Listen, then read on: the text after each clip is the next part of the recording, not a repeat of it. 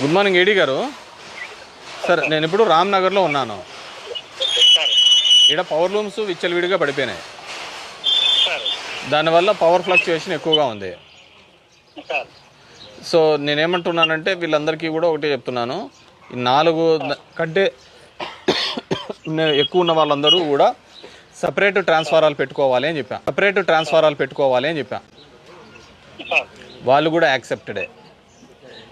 మీరు మీ లైన్మెన్ వీళ్ళకి చెప్పి ఒక 10 రోజులు టైం ఇచ్చి ఎన్నెన్నికి అవసరమవుతాయో సపరేట్ ట్రాన్స్ఫార్ 25 kV రైజ్ చేయండి. రైజ్ చేసి ఆ ఎస్టిమేట్ జనరేట్ చేసిన తర్వాత వాళ్ళకు ఇచ్చేయండి. వాళ్ళు కట్టలేదనుకో ఒక 10 రోజులు సంక్రాంతి కల్లా A9 కింద వస్తుంది. ఇవన్నీ 10 రోజుల కంటే సంక్రాంతి కల్లా మీరు ట్రాన్స్ఫార్లో ఎత్తిచ్చే బాధ్యత మీది 25 kV.